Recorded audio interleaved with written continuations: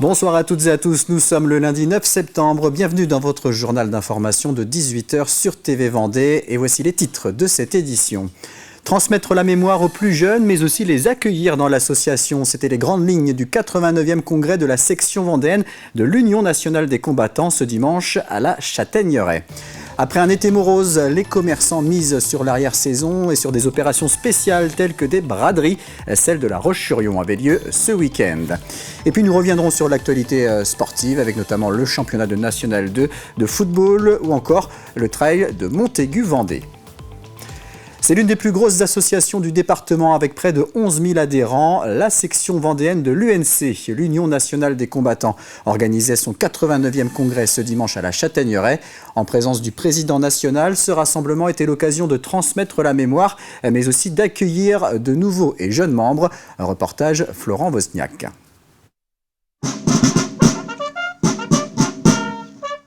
Il aura fallu attendre 25 ans avant que le congrès départemental de l'Union nationale des combattants ne fasse son grand retour sur la commune de la Châtaigneraie. Ce dimanche, ce sont plus de 420 porte-drapeaux venus de toute la Vendée qui se sont rassemblés pour perpétuer le souvenir des combattants morts pour la France. Oui, c'est un honneur de porter un drapeau. Là, ça fait 20 ans. 20 ans que je suis porte-drapeau. Une histoire qui, pour certains, résonne tout particulièrement. Moi j'ai une proximité de cette histoire puisque j'ai mon tonton qui est décédé à la guerre d'Algérie, donc Paul Liègre, qui est décédé pendant la guerre d'Algérie. Et ceci pour moi un grand honneur de pouvoir l'honorer en étant porte-drapeau au sein de la section des UNC de la Châtaigneraie. Des valeurs que souhaite continuer à transmettre l'UNC, forte de plus de 11 000 adhérents à l'échelle départementale. L'Union nationale des combattants, c'est une grande association fédérale. Ça veut dire que nous sommes là pour le devoir de mémoire, nous sommes là pour la solidarité et pour l'avenir du monde combattant et aussi des soldats de France. Mais pour transmettre cet héritage, l'Union nationale des combattants doit s'adapter. Pratiquement, il n'y a plus de grands anciens, donc ça veut dire que ce grand-père ou cet arrière-grand-père qui vivait, ça incarnait quelque chose. Ce lien-là, ce lien physique n'existe plus. Donc si on veut éviter que ça passe uniquement dans les manuels d'histoire et que ça devienne théorique, il faut vraiment une action derrière pour faire passer la mémoire. Et à la Châtaigneraie, le flambeau semble déjà entre de bonnes mains. C'est une fierté de le porter aujourd'hui, de l'avoir mis dans mon baudrier et de l'exposer aux gens qui étaient là, le montrer. Et aujourd'hui, il nous appartient pendant un an. Et dans un an, on le redonnera à une autre commune. Et c'est la commune d'Esnay qui aura l'honneur de célébrer le 90e congrès départemental de l'UNC en 2025.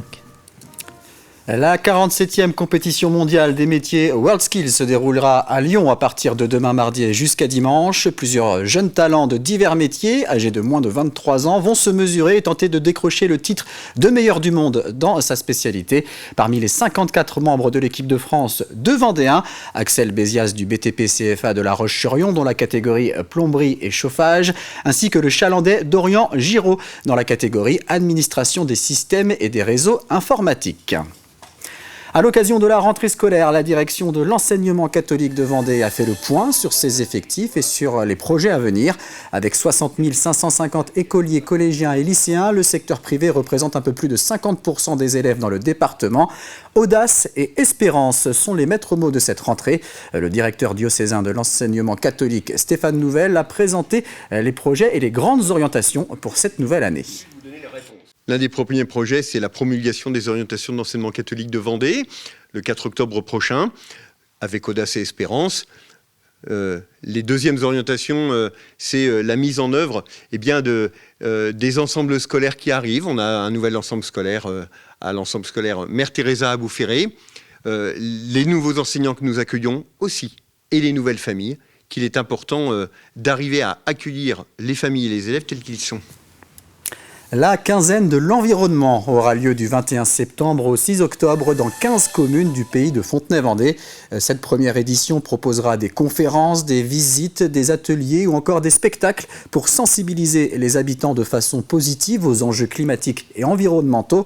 L'objectif est aussi de les rendre acteurs de la transition écologique et pour ce faire, une multitude d'actions sont à la portée de tous.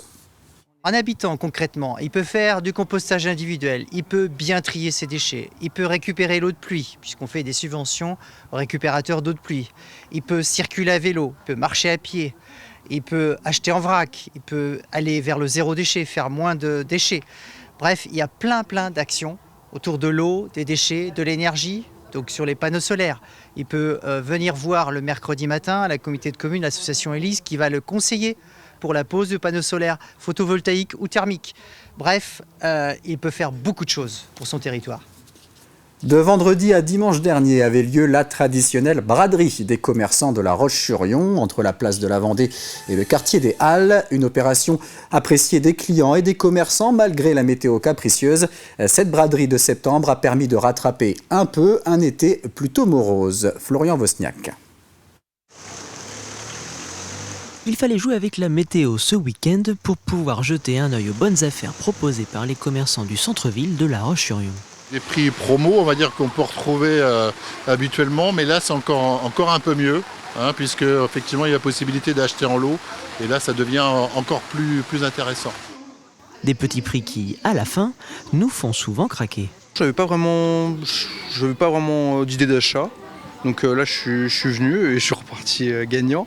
Avec l'augmentation des prix, avoir une baisse comme ça d'un coup, ça fait plaisir. Et on peut se faire plaisir aussi.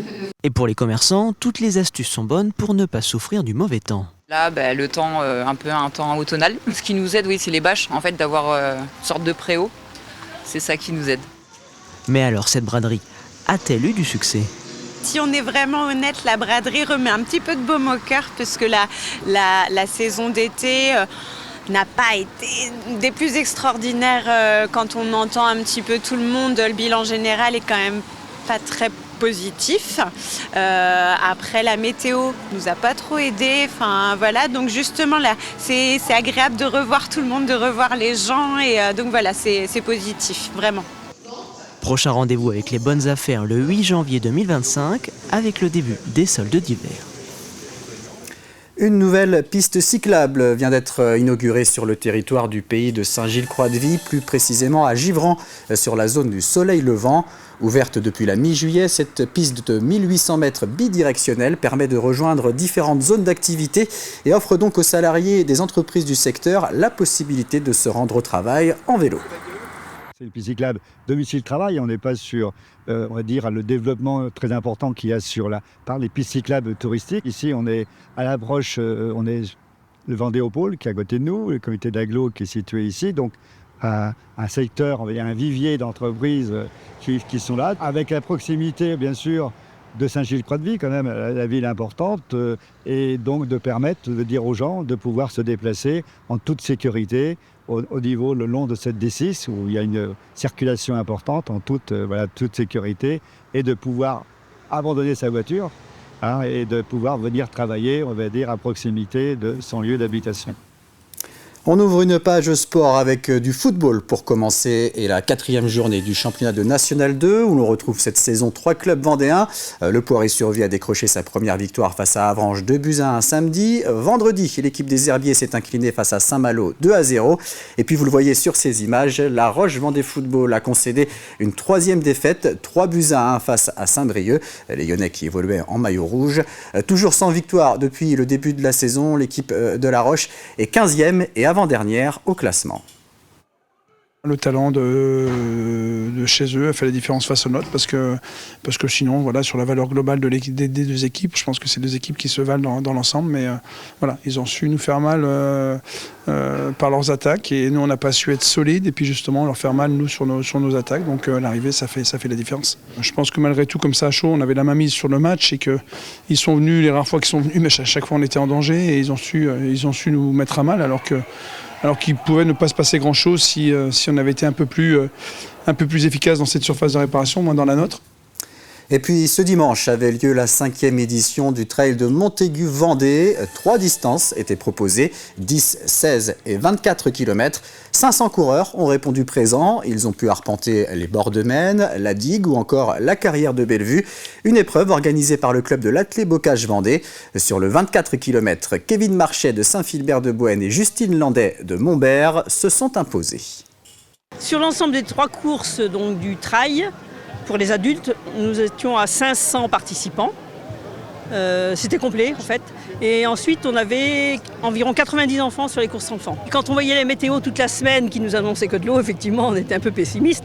Mais bon, malgré tout, ça se passe quand même s'il pleut. Mais on est super content du temps qu'il y a eu toute la matinée là, parce que après les conditions dans la carrière étaient un peu difficiles parce que c'était plus gras évidemment avec l'eau qui est tombée hier et dans la semaine. Mais bon, les coureurs ont l'air contents quand même de ce jour de leur parcours. Voile à présent et un coup dur pour le skipper sablais Arnaud Boissière. Son IMOCA l'Amicaline a été percuté par un bateau de pêche ce lundi matin à l'entrée du chenal du port de Lorient où il devait participer à partir de jeudi au défi Azimut. Les dégâts sont importants sur la partie avant-tribord mais aucun blessé n'est à déplorer. Le bateau et son équipe vont rentrer au Sables d'Olonne au moteur avec une protection sur la coque. Arnaud Boissière est donc contraint d'annuler sa présence au défi Azimut mais sa participation au Vendée Globe n'est pas remise en cause. Et en parlant justement du Vendée Globe, on connaît désormais la répartition des 40 bateaux sur le ponton à Port-Olona pendant les 3 semaines qui précéderont le départ. Les places ont été attribuées par tirage au sort et en présence d'un huissier de justice. Vous le voyez, Charlie Dalin sera tout au bout du ponton, juste à côté du tenant du titre Yannick Bestaven. Les Vendéens Manuel Cousin et Benjamin Dutreux seront voisins tout près de Jean Le Cam. Pour rappel, le village du Vendée Globe ouvrira ses portes le 19 octobre. C'est la fin de cette édition, merci de l'avoir suivi. Retour de l'actualité dès 7h demain matin dans la matinale en compagnie de Simon Philippot. Très bonne soirée à tous sur TV Vendée.